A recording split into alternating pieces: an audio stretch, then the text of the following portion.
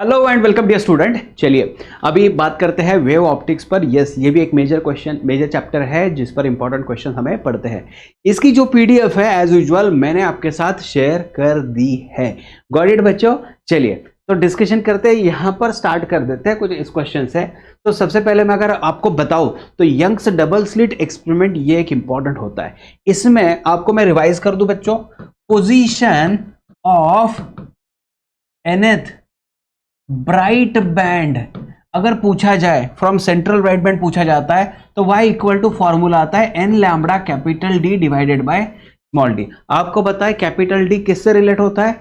ये स्क्रीन और सोर्स इन दोनों के बीच का डिस्टेंस है। और स्मॉल d क्या होता है? दो जो सोर्सेस हम इस्तेमाल कर रहे हैं उन दोनों के बीच का distance. Right, as usual lambda तो वेवलेंथ है और n जो है इसका नंबर होगा, कौन सी ब्राइट बैंड आप देखना चाहते हो। तो ये हो गया पोजीशन से रिलेटेड। फिर अगर बात करो पोजीशन ऑफ nth, अगर मैं डार्क बैंड की बात करता हूं तो बच्चों फॉर्मूले में माइनर चेंज हो जाएगा। n की जगह पर 2n-1 और बाकी as it is lambda d by, लेकिन यहां पर नीचे आ जाएगा ट्वाइस ऑफ d। या फिर अगर आप टेक्स्ट बुक को फॉलो कर रहे हो तो डेफिनेटली एज यूजुअल ये 2 को डिवाइड कर दिया जाए तो n-1/2 यहां पर आ जाएगा और lambda capital D by small d। दोनों में से फॉर्मूले आते हैं, मैं इससे कंफर्टेबल हूं तो मैं इसका इस्तेमाल करूंगा अगर ऐसे कोई क्वेश्चन आता है तो। राइट, तो अभी यहां क्वेश्चन मुझे जो डिस्कशन करना है वो डिस्कस करने वाला क्वेश्चन ये है कि भाई इन्होंने बताया कि plane wave front of light of wavelength 6000 angstrom, ठीक है, incident on 2 slits on a screen perpendicular to the direction of light rays, ठीक है, if total separation of 10 bright fringes on screen 2 metre away is 2 centimetre. क्या क्या बताया गया है? 10th bright band मतलब नंबर दिया है, स्क्रीन 2 मीटर पर है और इन दोनों बीच का सोर्सेस, सोर्सेस तो नहीं, इन्होंने बताया है yes the separation of 10 bright fringes is 2 centimetre. तो y की वैल्यू बताई है, y की वैल्यू बताइए। Question is about find the distance between the slits. चलो ठीक है, डिस्टेंस बिटवीन द स्लिट्स मतलब स्मॉल d की रिक्वायरमेंट है तो फॉर्मूला हम भाई इस्तेमाल करने वाले ही है क्योंकि ब्राइट बैंड के बारे में बताया। तो y equal to n lambda capital D by small d। n की जगह पर वैल्यू रख दिया मैंने 10, लैम्बडा इन्होंने दिया है, कैपिटल D दिया है, स्मॉल d पूछा है तो y यहां पर नीचे आ गया है ना। y मतलब उन 10 ब्राइट फ्रिंजेस के बीच वाला सेपरेशन जो है ये यहां पर दिया है। इजी है बच्चों सॉल्व करना। तो मेरा मानना यह है कि आप इन दो फॉर्मूलाज को लर्न करके रख दो और स्ट्रेट फॉरवर्ड नंबर चेंज करा के ही सब क्वेश्चन यहां पर पूछा जा सकता है। ठीक है, चलिए बढ़ते हैं आगे इस पर। ये जो सेकंड क्वेश्चन है, यस ऑब्वियसली ये क्वेश्चन जो है ये रिलेट कर रहा है वेव से रिलेटेड, मतलब रिफ्रैक्शन ऑफ लाइट से रिलेट कर रहा है। ठीक है, तो इसमें जो है the difference if the difference in velocity चाहिए of light in glass and water is given. Okay, velocity of light in air पूछा गया है, given refractive index of glass and water with respect to air is इतने number दिए गए। तो भाई इसमें सवाल जो है ना, सवाल थोड़ा सा अच्छे से समझ लो। आपको पता है लाइट की स्पीड उसमें कम होती है जिसका रिफ्रैक्टिव इंडेक्स ज्यादा हो। यहां पर दो मीडियम दिए गए हैं, एक दिया है ग्लास से रिलेटेड और दूसरा है वाटर। तो 4/3 मतलब 1.33। तो वाटर में लाइट की स्पीड कम होती है, ज्यादा होगी इससे रिलेटेड, क्योंकि इसका रिफ्रैक्टिव इंडेक्स ज्यादा है तो इसमें स्पीड सबसे कम होने वाली है। तो जब हमें यह बताया गया है कि डिफरेंस इन वेलोसिटीज इतना आ रहा है तो आपको लिखना पड़ेगा यहां पर। तो स्पीड देखिए, speed in water and speed in glass, इन दोनों का डिफरेंस मैंने यहां पर लिख दिया। अच्छा, ये चॉइस कैसा लिया मैंने आपको ऑलरेडी बता दिया। वाटर में स्पीड कंपैरेटिवली ग्लास से ज्यादा होनी चाहिए तो VW minus VG is equal to this number, ये आ गया। अच्छा, अभी रिफ्रैक्टिव इंडेक्स जो होता है वो कंपैरिजन कैसे किया जाता है? लाइट का स्पीड वैक्यूम में डिवाइडेड बाय लाइट का स्पीड उस मीडियम में। तो जैसे हमने वाटर के बारे में बात किया तो refractive index of water is speed of light in air divided by speed of light in water.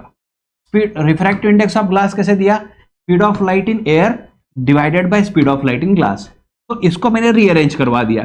तो स्पीड कितना आएगा वाटर में? जितना लाइट का स्पीड एयर में है उसको divided by refractive index of water. और ग्लास में स्पीड अगर बताना है तो लाइट की स्पीड एयर में डिवाइडेड बाय ग्लास का रिफ्रैक्टिव इंडेक्स। बस इन दो वैल्यूज को मैंने ऊपर रखा दिया और फिर एडजस्टमेंट करा के ये वैल्यू आ गई है। तो लाइट की स्पीड जो है एयर में 3 × 10⁸ जो कि हमें करेक्टेड मिल चुकी है। राइट बच्चों, चलो आगे बढ़ते हैं। फिर अगला सवाल किससे रिलेट कर रहा है? In Young's double slit experiment bands were produced on the screen placed at 150 centimetre from two slits. तो इसमें कैपिटल डी दिया है, 0.15 mm अपार्ट, जो दो सोर्सेस जो है उनके बीच का डिस्टेंस दिया है, और जो वेवलेंथ इस्तेमाल किया 6500 इस्तेमाल किया। क्वेश्चन जो सीधा सा पूछा गया है, भाई फ्रिंज विड्थ कितना है। तो फ्रिंज विड्थ कितना है, फ्रिंज विड्थ का सेकंड फॉर्मूला आपको याद करना पड़ेगा और याद होना ही चाहिए, lambda capital D by small D. या तो डार्क बैंड का फ्रिंज विड्थ है या फिर ब्राइट बैंड का फ्रिंज विड्थ है, कोई भी रहो, इनका फ्रिंज विड्थ का फॉर्मूला यही है।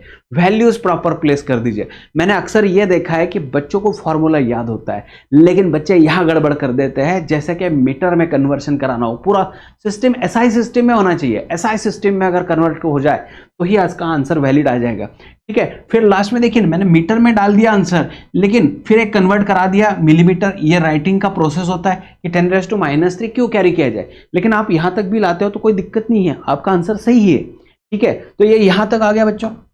आगे बढ़ते हैं, आगे क्या है, determine the change in wavelength okay during the passage from air to glass. अच्छा, जब लाइट एयर से ग्लास में जाती है तो हमको पता है वेवलेंथ एयर में अलग है और ग्लास के अंदर अलग है, तो दोनों में वेवलेंथ लाइट का अलग अलग होगा, तो डेफिनेटली इसमें वेवलेंथ में फर्क पड़ने वाला है। लेकिन एक चीज मैं बच्चों आपको बता दूं, यहां पर इंफॉर्मेशन में ना, यहां पर इन्होंने फ्रीक्वेंसी दिया है।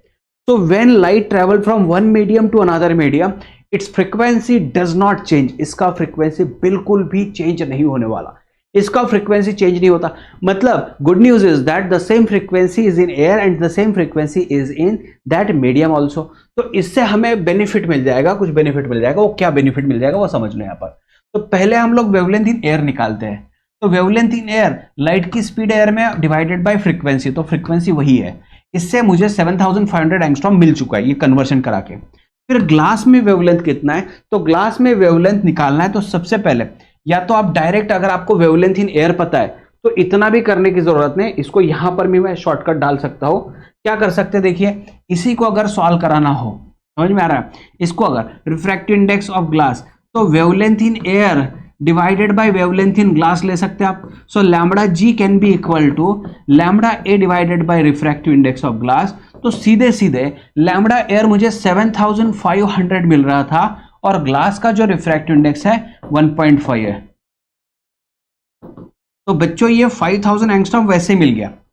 मतलब जो मैंने यहां पर करा के दिया है, ये प्रॉपर प्रोसीजर से करा के दिया है, लेकिन जो रिजल्ट मिल रहा है वही रिजल्ट यहां पर मुझे मिल रहा है। अभी क्वेश्चन है डिफरेंस का, तो डेफिनेटली एयर में अगर आप देखोगे तो 7500 एंगस्ट्रॉम है, लेकिन ग्लास के अंदर देखिए तो 5000 एंगस्ट्रॉम है। तो डिफरेंस कितने का बन रहा है, डिफरेंस बन रहा है यहां पर बच्चों 2500 एंगस्ट्रॉम का। तो जो क्वेश्चन पूछा गया है उसके अनुसार अगर देखेंगे तो ऑब्वियसली 7500 एंड माइनस 5000, तो यहां पर मुझे आंसर मिल गया है 2500। ओके, चलिए आगे बढ़ते हैं। नेक्स्ट क्वेश्चन क्या है हमारे पास, तो नेक्स्ट क्वेश्चन में क्या है ना, optical path difference between two identical waves arriving at a point is 371 lambda, right. 371 lambda यहां पर दिया गया है। क्वेश्चन पूछा गया है पॉइंट ब्राइट है या डार्क है। तो मैं सीधे से आपको यहां पर थियरी बता दूं, डार्क हो या ब्राइट हो, आपको कोई भी तरीके से इसमें ज्यादा सोचना नहीं है। आपको सिर्फ एक काम करना है, पाथ डिफरेंस को जो भी दिया हो उसको n लैम्बडा से मैच करा दीजिए। तो मैं हिंट दे रहा हूं आपको, अगर मुझे ये सॉल्व कराने के बाद n की वैल्यू अगर 0, 1, 2, 3, 4 सो ऑन ऐसा कोई भी नंबर मिले तो मैं सीधे सीधे ना उसको डिक्लेयर करा दूंगा ब्राइट बैंड।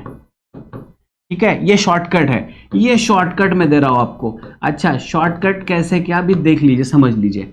अगर मान लीजिए n की वैल्यू 0.5, 1.5, 2.5, 3.5, 7.5 सो ऑन, अगर ऐसे कोई नंबर मुझे मिलना शुरू हो जाए तो मैं बोल दूंगा पॉइंट जो है वो डार्क है या फिर डार्क बैंड है। मैं डायरेक्ट डिक्लेयर कर दूंगा इन सारी चीजों को।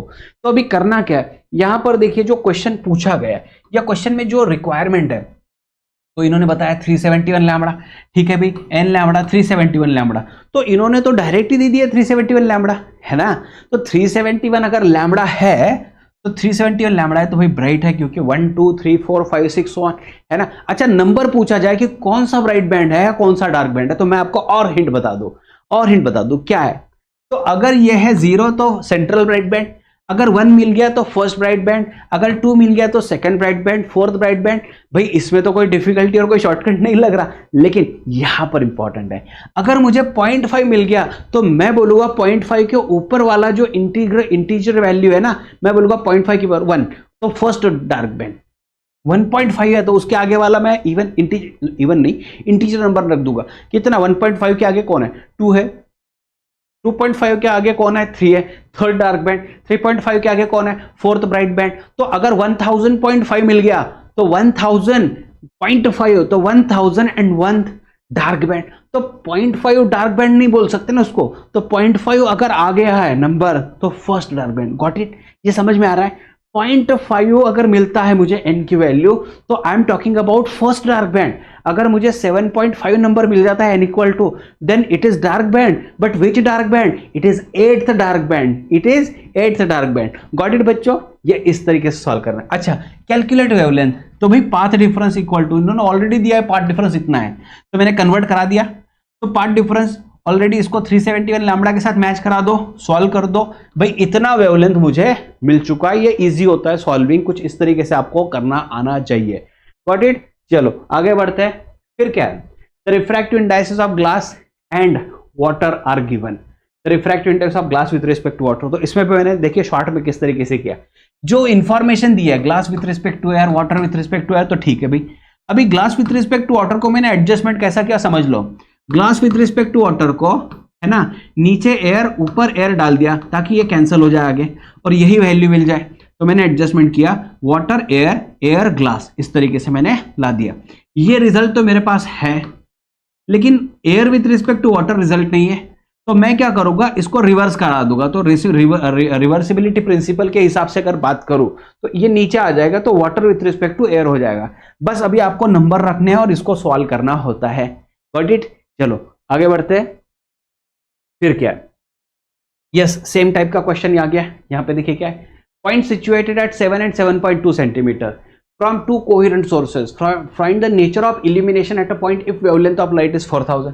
तो भाई वेवलेंथ दिया है, पाथ डिफरेंस देखिए मुझे 0.2 सेंटीमीटर मिल चुका है, तो path difference equal to n lambda करा दिया, बिंदास्त n लैम्बडा कर दो। n की वैल्यू सॉल्व किया, मुझे 5000 मिल गया, तो 5000 1 2 3 4 5 6 7 8 so on। यस, तो ये ब्राइट बैंड है। Got it? अगर ये 5000.5 होता तो ये कौन सी डार्क बैंड होती? 5001 वाली डार्क बैंड होती। Got it? ठीक है, चलो देन नेक्स्ट वन इज यहां पर देखिए, in Young's double slit experiment ratio of Imax to Imin is given. What is the ratio of width? जो स्लिट होती है बच्चों, जो स्लिट होती है, जो ओपनिंग होता है, ऐसा इस तरीके से स्लिट्स होता है ना, यहां से लाइट जाता है, तो इंटेंसिटी जो है ये इसको I1 और यहाँ की इंटेंसिटी जो है ये I2 होती है, और ये इंटेंसिटी विड्थ पर डिपेंड होती है, W1 W2। मतलब I1 is related to W1 and I2 is related to what? W2। हमने इस पर थियरी सॉल्व किया है, हमने वेव ऑप्टिक्स में इसको भली भांति डिस्कस किया है, डिटेल में डिस्कस किया है। तो अभी आपको सिर्फ फोकस इस चीज पर करना पड़ेगा कि भाई Imax बाय Imin का रेशियो का जो फॉर्मूला है वो कुछ इस तरीके से है। सिर्फ करना क्या है, इस हिसाब से I1 की जगह पर W1, I2 की जगह पर W2 रख देना है और बस इसको सॉल्व करते जाना है। किस तरीके से सॉल्व किया आपको यहां पर दिख रहा है, आपको ये आंसर मिल जाएगा। बहुत आसान है, सिर्फ नंबर रखना पड़ता है, सिर्फ नंबर रखना पड़ता है। Are you getting this one? ये बहुत ही आसान तरीका है, भले ही कोई भी चैप्टर हो या क्वेश्चन जो पूछने का तरीका है, आप इजीली, कोई भी एक एवरेज बच्चा इजीली इस पे स्कोर कर सकता है, मैं गारंटी के साथ बोल सकता हूँ। सिर्फ आपको समझना चाहिए कि किस फॉर्मूले को यहाँ पर लगाना पड़ेगा। ठीक है, तो सेम वे यहाँ पर देखिए, ratio of intensities Imax to Imin is 36/9। Ratio of intensities of two interfering waves, भाई ये directly question I1 bye I2 का पूछा गया है, Imax बाय Imin दिया है, इससे मुझे रूट I1 रूट I2 ये जो फॉर्मूला है, फॉर्मूले को एक्सपांड करा के सॉल्व कराओ। I1 बाय I2 की रिक्वायरमेंट थी, बस स्ट्रेट फॉरवर्ड, सीधा की सीधा आंसर मिल रहा है भाई। यस, देन नेक्स्ट वन, ये नेक्स्ट कैटेगरी, इसको अच्छे तरीके से समझ लो। यस, तो समझना क्या है, consider interference between two waves. Okay, एक की इंटेंसिटी I है और दूसरे की 4I है। अभी I1 I2 की जगह पर इसने I और 4I दे दिया, फिर क्या बताया है, फिर बताया कि find intensity at a point where phase difference is π/2 या फिर पाई। आपको ये फॉर्मूला याद होगा, resultant intensity is yes I1 एक सोर्स से आने वाली इंटेंसिटी, दूसरे सोर्स से आने वाली intensity 2√I1 I2 cos phi, यही होता है। इन्होंने फेज डिफरेंस की अलग अलग वैल्यूज दे दी है। I1 की जगह पर I इस्तेमाल करना है, I2 की जगह पर 4I इस्तेमाल करना है, राइट। तो पहले तो फाई की वैल्यू π/2 इस्तेमाल कर लो, सॉल्व कर दो बच्चों, ये मिल गया। फिर सेकंड केस में इन्होंने फाई की जगह पर पाई रख दिया, फिर भाई सॉल्व करा दो इसको, है ना। इजी है, आसान है, बहुत ही आसान है। आपको सिर्फ प्रॉपर तरीके से फॉर्मूले को याद रखना पड़ेगा, फॉर्मूला बेस्ड ही सारा है। तो जो गेम चल रहा है यहाँ पर, जो आपको एग्जाम पैटर्न है, एग्जाम जो देनी है, तो एग्जाम में आपको फॉर्मूला भली भांति याद होना चाहिए, लर्न होना चाहिए। ठीक है बच्चों, आगे बढ़ते हैं। बस लास्ट एक दो ही टॉपिक रह गए। तो अभी क्या है ना, पोलराइजिंग को भी आपको याद रखना पड़ेगा, जिसमें शायद रिक्वायरमेंट पड़ जाए या फिर जरूरत भी नहीं पड़ेगी। फ्रंट वाला पेज होता है उस पर कुछ आपको कांस्टेंट दिए होते हैं, तो मोस्ट ऑफ द टाइम आपको लॉक टेबल की जरूरत नहीं पड़ती है। ठीक है, तो इसमें देखिए critical angle of medium is given and polarising पूछा गया। तो आपने ब्रूस्टर्स लॉ में ये चीज पढ़ी है कि mu is equal to tan IP। ठीक है, और 11th में आपने पढ़ा था कि critical angle, sine of critical angle is 1/μ। अभी इन दोनों फॉर्मूले को आपने मैनेज कराना है। इससे मैंने mu equal to 1/sin c ले लिया, और पोलराइजिंग एंगल ब्रूस्टर्स लॉ से tan IP is equal to mu आ गया। इन दोनों को इक्वेट करा दो, tan IP equal to 1/sin c। तो sin c देखिए, साइन इनवर्स 3/2 क्रिटिकल एंगल, मतलब sin c 3/2 हो गया। तो इससे sin c की वैल्यू रख दी, ये वैल्यू, ये सॉल्व करा दीजिए, ये कहीं ना कहीं आपको कांस्टेंट मिल जाएगी, या फिर लॉक टेबल का इस्तेमाल डेफिनेटली करना पड़ेगा। तो इस स्टेज में लॉक टेबल आपको आना ही चाहिए। बहुत छोटा सा इस्तेमाल होता है, बहुत ज्यादा लेंदी नहीं होता है। तो 1.667 आपको tan के नेचुरल tan में कहां दिख रहा है, बस वही आपको एंगल यहां पर लाकर रख देना है। ठीक है, और एक लास्ट क्वेश्चन मैं यहां पर करा के लेता हूं बच्चों, बस ये है। तो ग्लास प्लेट दी गई है जिसका रिफ्रैक्टिव इंडेक्स नंबर दिया है, is used as a polariser. What would be polarising angle and angle of refraction. भाई ये ब्रूस्टर्स लॉ में आपने पढ़ लिया है। ब्रूस्टर्स लॉ में आपने क्या पढ़ा है, आपने ये चीज पढ़ी होगी कि अगर किसी एक मटेरियल पर लाइट इंसिडेंट हो रहा है तो ये अनपोलराइज्ड लाइट था। ठीक है, ये अनपोलराइज्ड लाइट था, एंड दिस वाज, अगर if it is falling at an angle of called as polarising angle, then reflected ray is completely polarised और रिफ्रैक्टेड रे पार्शियली पोलराइज्ड थी, और इन दोनों के बीच में एंगल 90 था। अच्छा, ये एंगल ऑफ रिफ्लेक्शन भी IP ही मिलेगा लॉ ऑफ रिफ्लेक्शन के हिसाब से, और ये एंगल ऑफ रिफ्रैक्शन को मैंने R बोल दिया। तो भाई आपने एक चीज ये नोटिस की है, ये पढ़ी है कि ये इधर वाला पूरा angle IP plus 90 plus R 180 होता है। ठीक है, तो IP plus R can be equal to 90, तो R can be equal to 90 minus IP, ये चीज हो गई है। और IP कैसे निकाला जाए, तो tan IP, tan polarising angle is nothing but refractive index. तो भाई इन्होंने रिफ्रैक्टिव इंडेक्स दिखा दिया है। अच्छा, कई बच्चों को ये नंबर दिख रहा है, ये बच्चे बोल रहे हैं अभी लॉक टेबल ढूंढो। भाई √3 जो होता है ना, √3 का कांस्टेंट आपको पता है 1.732 होता है, इसके करीब होता है। यस, तो मैंने यहां पर देखिए mu equal to tan IP लाया, IP equal to tan inverse of mu, mu की जगह पर यह रख दो, इसका नंबर √3 आने वाला है। तो आपको tan of angle equal to √3 कब मिलता है, जब 60 डिग्री आप रख दो, है ना। tan 60 √3 होता है, बहुत ही सिंपल तरीके से आ गया। अच्छा, इसका इस्तेमाल यहां कर दो, R मिल जाएगा 90 माइनस 60, यस 30 डिग्री। ठीक है बच्चों, तो ये जो क्वेश्चन मैंने आपको कराया है, ये जो क्वेश्चन स्क्रीन पर दिए है, ये बने बनाया क्वेश्चन है, इसका PDF आप डाउनलोड कर लो। और देखिए नंबर चेंज हो सकता है, लेकिन पैटर्न यही होगा। एक आध दूसरा क्वेश्चन ऑब्वियसली ऐसा हो सकता है कि कुछ अलग तरीके से पूछा जाए, पूछने का तरीका कोई भी हो, आपको फॉर्मूला लगाते आना चाहिए बस। ठीक है, चलिए मिलते हैं अगले टॉपिक में, तब तक पढ़ाई करते रहिए। चलिए, थैंक यू वेरी मच।